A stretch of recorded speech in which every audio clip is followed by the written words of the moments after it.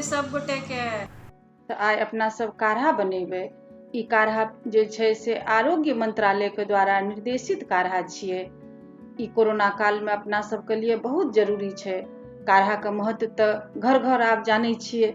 आ बनबै खातिर कनिटा लोकके दुविधा होइ छै, की देबै, कतेक देबै, केना बनेबै। तऽ ओहिसँ हम आइ लए कऽ एलियै यऽ काढ़ाके रेसिपी। अहाँ सब जरूर ई काढ़ा पियब और स्वस्थ रहब। एहिसँ सर्दी, खांसी, बुखार, वायरल फीवर सब कुछ से सुरक्षित रहब। सब कुछ स्वस्थ रहू, सुरक्षित रहू, यही कामना के साथ ई काढ़ा बनाबै ले जा रहल छी। जा गोरे पियब तै गिलास पानि देब। तऽ हम एहिठिना 3 गिलास पानि के प्रयोग कए रहल छी। तऽ पानि चढ़ा देबै गरम होय लए और 1 इंची दालचीनी के टुकड़ा तोड़ि के दए देबै पानि में। आ 2टा तेजपत्ता, धुअल तेजपत्ता ये हमर, धोइ के सुखायल ये, दए देलियै। धनियो धुअल छै, सुखायल छै, तऽ हम दए देलियै 1 चम्मच धनिया, साबुत धनिया। आ 5टा जे छै से लौंग देलियै।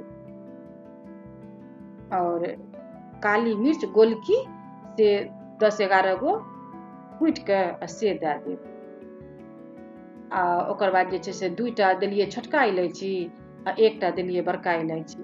ओ दुनू इलायची के एक रत्ती सिला लोढ़ी से तोड़ि देब, फूटि जाए, ताकि ओहिमे बढ़िआँ से फ्लेवर सब ओहिमे जाए। ओकर जे छै से सब गुण पानि में उबले तऽ ओहिमे से निकले रस।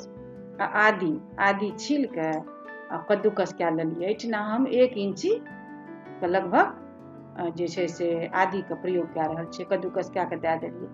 आ ई हरदी कचका हरदी देब तऽ बेसी फायदा करत। आ यदि घर में नहीं रहे तऽ सुखलको दए सकै छियै। तऽ अपना सबके एहिठिना जे छै से कचका हरदी प्रयोग कए रहल छियै।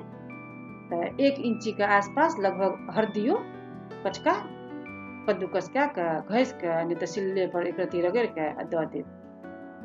तऽ दए देलियै तुलसी के पत्ता। तुलसी के पत्ता जे छै से 21टा तुलसी के पत्ता छै, धोइ के आ एना के तोड़ि के एहिमे दए देबै। आ सबटा के अपना सब खौले देबै। तब एकरा तात तक खोलेबै जब तक कि आधा नहीं बचे। आधा बचतै तऽ फेर पीबै। एहिमे जे छै से 2 रंग के बना सकै छियै।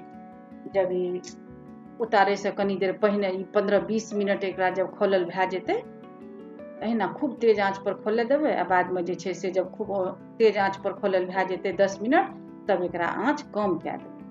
आ कम आंच पर, सीम आंच पर धीरे धीरे पकतै। जब ये आधा भए जेतै तब ओहिमे गुड़ देलियै। एहिठिना ये देखियो, एगो ढेला गुड़ देलियै। और यदि शुगर उगर वाला प्रॉब्लम हुए तो गुड़ नहीं दे के सिंधा नमको दे सकै छी।